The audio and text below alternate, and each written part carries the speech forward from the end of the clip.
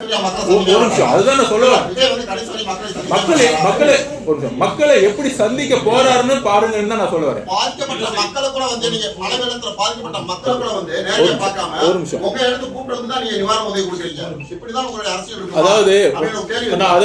அதாவது நீங்களா சொல்றீங்க ரோட் ஷோ போறாருன்னு. ரோட் ஷோங்கிற பிளானே முதல் கிடையாது.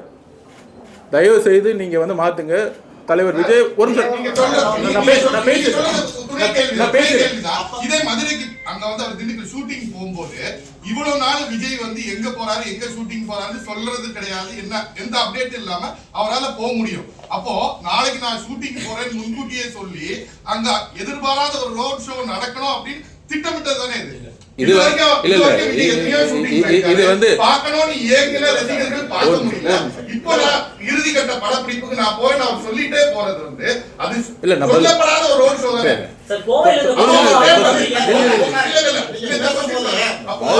ரோட் ஷோ உங்களுக்கு தேவைப்படுது, ரசிகர்கள் வர தேவைப்படுது. அதை நாங்க சொல்லல வரல. சரி, நான் அதுக்கு பதில் சொல்லிடுறேன். அதாவது ஒரு பெண்களும் ஒரு நிமிஷம்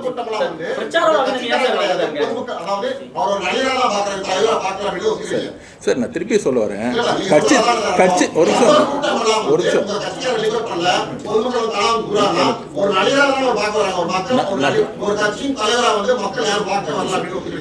நான் பேசிக்கிறேன். ஒரே நிமிஷம். நீங்க போறத வந்து இன்டெலிஜென்ஸ் லீக் பண்ணிட்டாங்கன்னு சொல்றீங்க. இன்னமும் நான் சொல்லக்கூடாது, போஸ்ட் ப்ரொடக்ஷன்ஸ் வேலை நடந்துட்டு இருக்கு. சென்னையில அவர் எங்க வராரு போறாரு, அந்த ஷூட்டிங் முடிஞ்சு இன்னமும் போயிட்டு இருக்கு. ஏன் அதை வந்து இன்னமும் இன்டெலிஜென்ஸ் அதை மட்டும் பண்ண வேண்டிய அவசியம் என்னவா இருக்கு? அது நீங்க மதுரையில வெளியூர்ல போறாரு, அதை மட்டும் இன்டெலிஜென்ஸ் லீக் பண்ணுது. இப்பவும் விஜய் வந்து தனியா தான் இருக்காரு. நீங்க ஒரு குற்றச்சாட்டை சொல்லும் போது அப்ப எல்லாத்தையும் தானே லீக் பண்ணணும். அதை மட்டும் தனியா லீக் பண்ண வேண்டிய அவசியம் என்னவா இருக்கும்? அது அவங்க கிட்ட தான் கேட்கணும்.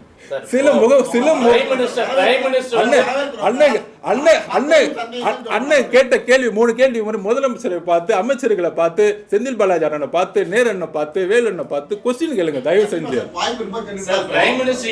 அப்ப வாய்ப்பு இல்லையா? திருநாள் ஒரு நிமிஷம். அப்ப உங்களுக்கு வாய்ப்பு இல்லையா? உங்களுக்கு வாய்ப்பு கேட்கல. எந்த சேனல் நீங்க? எந்த சேனல் அண்ணன்? உங்களுக்கு வாய்ப்பு கிடைக்காம இருக்கும் புதிய தலைமுறைக்கு.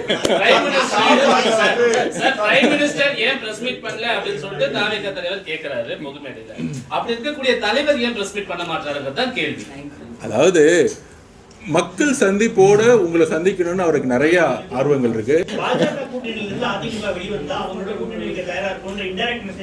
புரியல சொல்லுங்க.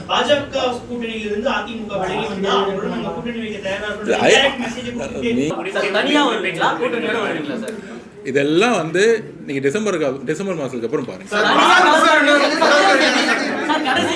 தனியா கலந்து காண்கிற பட்சத்துல திமுக வெற்றி பெறும்ங்கிற சூழல் தான் இருக்கு. தாவேகா திமுக வெற்றி பெறுவதை விரும்புகிறதா?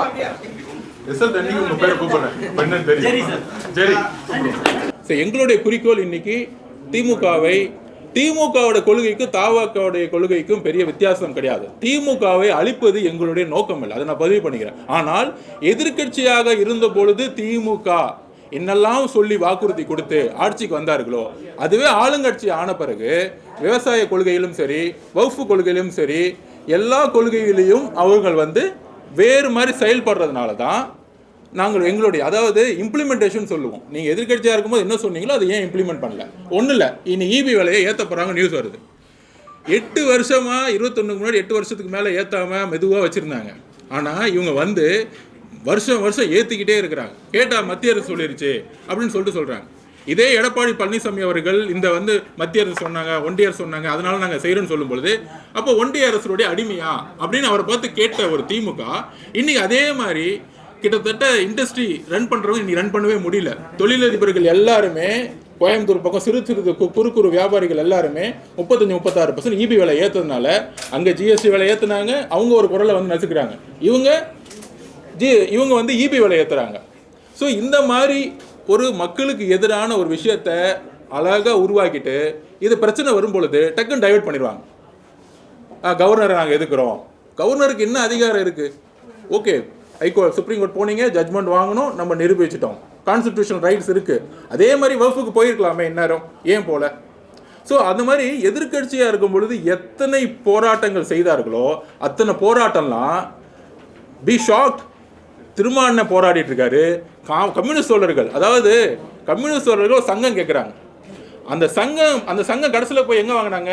ஹைகோர்ட்டில் போய் வாங்கினாங்க. கூட்டணி கட்சிக்கே அதான் நிலைமை. எல்லாமே போராட்டம், எல்லாமே நான் கொஸ்டின் கேட்கணும், எல்லாமே அரெஸ்ட்டு. அப்போ இது ஒரு நாடகத்தனமான ஒரு விளம்பர ஆட்சிங்கிறது தான் எங்களுடைய பதிவு. அதுதான் நான் சொல்லுவேன். மக்களை எப்படி சந்திக்க போறாருன்னு பாருங்கன்னு தான் நான் சொல்ல வரேன். ஒரு நிமிஷம்.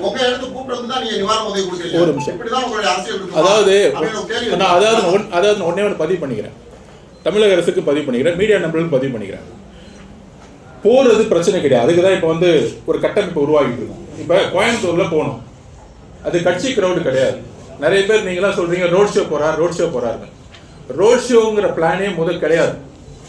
தயவு செய்து நீங்கள் வந்து மாற்றுங்க. தலைவர் விஜய்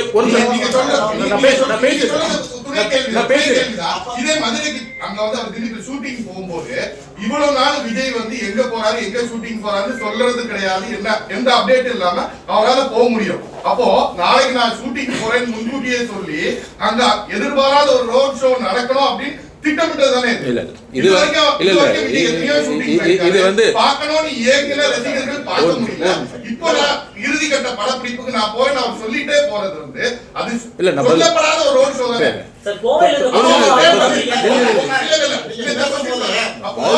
ரோட் ஷோ உங்களுக்கு தேவைப்படுது, ரசிகர்கள் வர தேவைப்படுது, அதை நாங்க சொல்லல வரல அப்படின்னு. நான் அதுக்கு பதில் சொல்லியிருக்கேன். அதாவது தோழர், இன்ஃபர்மேஷன் வந்து முன்னாடி ஒரு நடிகராக இருக்கும் பொழுது இன்ஃபர்மேஷன் பாஸ் ஆகாது. ஆனால் இவர் போகிற விஷயம் யாரால் லீக் பண்ணப்படும்? திமுகவுடைய இன்டெலிஜென்ஸ் மூலமா லீக் பண்ணப்படுது. அவ்வளோதான். டிக்கெட் புக் பண்ணோடனே இவர் வராரு, இவருக்கு என்ன அந்த லீக் வந்து வெளியே வர்றது, அவ்வளோதான். இப்போ நாங்கள் வந்து ஐயோ இவர் வராருன்னு பேனர் அடித்து ஒட்டல. எங்கே வந்து கோயம்புத்தூரில் வந்து எங்கே வந்து பூத் லெவல் மீட்டிங் நடந்துச்சு அப்படிங்கிற ரூட்டு தெரியும் எல்லாத்துக்கும். அப்போ மக்கள் வந்து யாருமே ஒரு விளம்பரம் போல தாவேகா சார்பாக ரோட் ஷோ பண்ண போகிறேன்னு. ஆனால் ஹோட்டலுக்கு வெளியே வரும் பொழுது 20,000-25,000 மக்கள் நிற்கும் பொழுது எந்திரிச்சு நிற்கலைன்னா மக்கள் வந்து கோவப்படுறாங்க, பார்க்க முடியலன்னு. அப்போ போலீஸே அங்கே சொன்னாங்க, நீங்கள் எந்திரிச்சு முகத்தை காமிச்சிட்டு போங்க, மக்கள் விலகிடுவாங்க. லோக்கல் எஸ்பியே சொன்னார், நீங்கள் ரோட்டில் போகும்போது சார் கொஞ்சம் முகத்தை காமிச்சிட்டு போவாங்க, உங்களை முகத்தை பார்த்துட்டா விலகிடுவாங்க அப்படின்னு. ஸோ அப்போ அந்தந்த காவல்துறை அதிகாரிகளே என்ன செய்யணும்னு தவிக்கிறாங்க. ஏன்னா மக்களுடைய கூட்டம் வந்து இயற்கையாக குடும்பமாக வருது. நீங்கள் குடும்பங்களோட கட்சியை விட்டுருங்க. ஒரு பெண்களும் ஒரு நிமிஷம்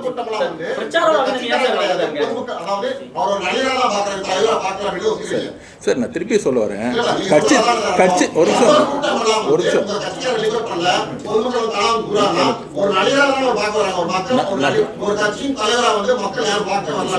நிமிஷம் நான் பேசிக்கிறேன்.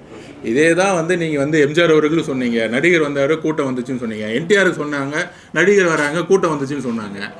இந்த கூட்டம் எதுக்காக வந்துச்சு, அவரை எதுக்காக பார்க்க வந்தாங்கிறது எலெக்ஷன் ரிசல்ட் அன்றைக்கி உங்களுக்கு தெளிவாக தெரியும். அது வரைக்கும் நான் ஆர்குமெண்ட் பண்ணிவிட்டு இதுக்காக பார்க்க வந்தாங்களா அதுக்காக பார்க்க வந்தாங்க. நாங்கள் வந்து அங்கே இருக்கிற கிட்டத்தட்ட லட்சக்கணக்கான மக்கள் ரோட்டில் நின்றுருந்தாங்க. நான் போய் சர்வே எடுத்து நீங்கள் எதுக்காக பார்க்க வந்தீங்கன்னு கொஸ்டின் இல்லை.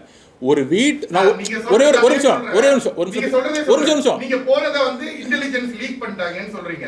இன்னமும் நான் சொல்லக்கூடாது, போஸ்ட் ப்ரொடக்ஷன்ஸ் வேலை நடந்துட்டு இருக்கு. சென்னையில அவர் எங்க வராரு போறாரு, அந்த ஷூட்டிங் முடிஞ்சு இன்னமும் போயிட்டு இருக்கு. ஏன் அதை வந்து இன்னமும் இன்டெலிஜென்ஸ் அதை மட்டும் பண்ண வேண்டிய அவசியம் என்னவா இருக்கு? அது நீங்க மதுரையில வெளியூர்ல போறாரு, அதை மட்டும் இன்டெலிஜென்ஸ் லீக் பண்ணுது. இப்பவும் விஜய் வந்து தனியா தான் இருக்காரு.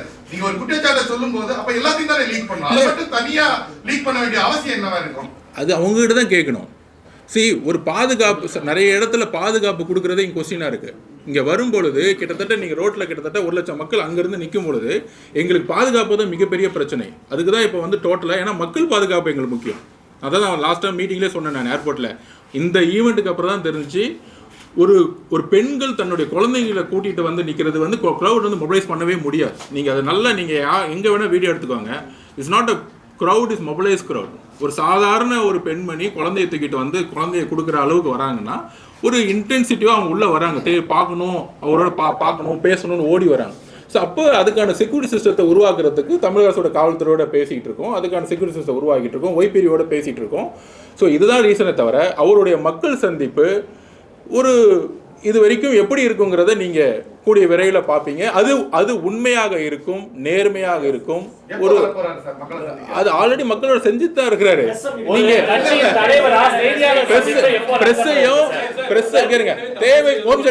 தேவைப்படும் பொழுது அந்த ஏர்போர்ட்ல மதுரை வரதுக்கு முன்னாடி அந்த ஏர்போர்ட் தேவைப்படும் பொழுது பிரஸ் வந்து அவரே சந்தித்தாரு. ஒரு நிமிஷம். அதாவது எனக்கு ஒண்ணுமே புரியல.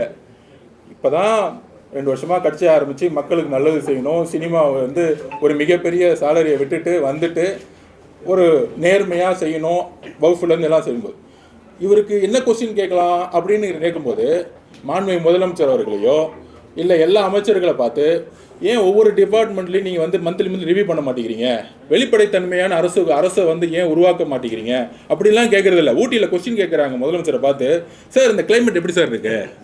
என்ன அழகான கொஸ்டின். ரைடு போயிட்டுருக்கு, ஓஃபு பிரச்சனை இருக்குது, வடகாடில் மக்கள் மண்டை உடஞ்சி ஒவ்வொருத்தன் ஹாஸ்பிட்டல் அட்மிட் ஆகிட்டு இருக்கான். அங்கே எஸ்பி ஸ்டேட்மெண்ட் கொடுத்து ஹைகோர்ட்டில் வந்து ஹைகோர்ட் வந்து கண்டோன் பண்ணிட்டு இருக்கு கவர்மெண்ட்டில் ஒயிட் காலர்னு சொல்லிட்டு கலெக்டரை திட்டிகிட்டு இருக்காங்க. ஆனால் உங்கள் மீடியா நண்பர்கள் என்னத்தமா சொல்கிறாங்க, சார் ஊட்டி கிளைமேட் எப்படி சார் இருக்கு? அப்புறம் இன்னும் நிறைய திட்டங்கள் கொண்டு வருவீங்களா சார்? என்ன திட்டம், ஏது திட்டம், அதெல்லாம் கிடையாது. நிறைய திட்டங்கள், அவரும் நிறைய திட்டங்கள் நாங்கள் கொண்டு வருவோம். அடுத்தது சார் நெக்ஸ்ட் விசிட் எப்படி சார் வருவீங்க ஊட்டிக்கு? உடனே அவரும் கூடி சீக்கிரத்தில் வருவேன். என்ன ஒரு ப்ரெஸ் கான்ஃபரன்ஸ் நீங்கள் நடத்துறீங்க? ஆனால் வரத்துக்கு முன்னாடி எங்களை பார்த்து இவ்வளோ கொஸ்டின்ஸ் என்ன பண்ண போகிறீங்க, என்ன செய்ய போகிறீங்க, எப்போ மீடியா பண்ண தோழர் நல்லது செய்ய வரோம்.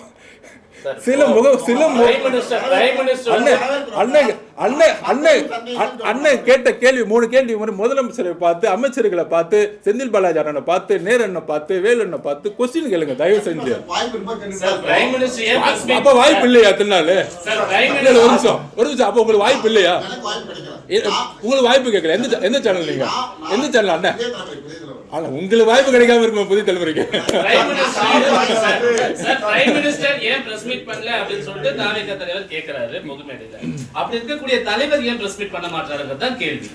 அதாவது மக்கள் சந்திப்போட உங்களை சந்திக்கணும்னு அவருக்கு நிறைய ஆர்வங்கள் இருக்கு.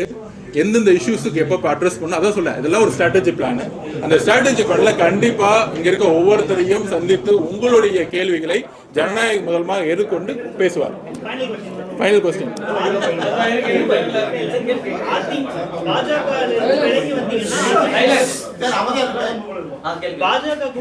உங்களுக்கு முதலமைச்சர்கிட்ட அப்பாயின்மெண்ட் நானே ஃபிக்ஸ் பண்ணி கொடுக்குறேன்.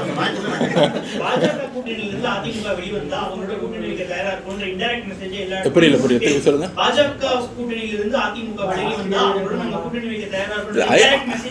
நீங்க நிறைய சினிமா எடுக்கலாம் நினைக்கிறேன். ஐபத்திக்கல் கொஸ்டின்லாம் கேக்குறீங்க. அதாவது நாங்க திருப்பியும் சொல்றோம், மக்களுடைய சந்திப்பு, பிரச்சார உருவாக்கம் கூடிய விரைவில் தலைவரும் கட்சியும் வந்து நம்ம அனௌன்ஸ் பண்ண பிறகு தமிழகம் முழுவதும் மக்களுடைய சந்திப்பு அவரோட இருக்கும் பொழுது தாவேக்காவுடைய மக்களுடைய செல்வாக்கும், அதாவது இன்னைக்கு இங்க இருக்க 100 பேர்ல உங்க மனசாட்சி தொட்டு சொல்லுங்க, திமுக அதிமுக எல்லாத்தையும் விட்டுருங்க, மாற்றம் ஒன்று வேணும்னு நீங்க நினைப்பீங்க.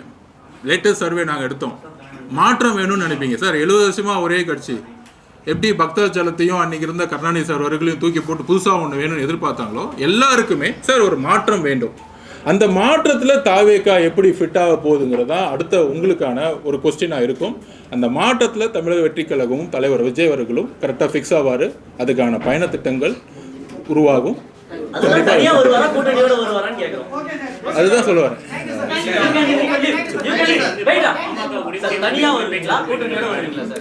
இதெல்லாம் வந்து நீங்க டிசம்பர் மாசத்துக்கு அப்புறம் பாருங்க. தனியா கலந்து காண்கிற பட்சத்துல திமுக வெற்றி பெறுங்கிற சூழல் தான் இருக்கு. தாவேக்கா திமுக வெற்றி பெறுவதை விரும்புகிறதா? ரிசல்ட் அன்னைக்கு உங்க பேரை கூப்பிடுறேன். பண்ணேன் தெரியும். சரி சார். சரி. சார் அந்த பிரஸ் டெலிவர் பண்ணுவீங்க சார். இல்ல வெச்சா நெக்ஸ்ட் வீக் சார். ரொம்ப நன்றி.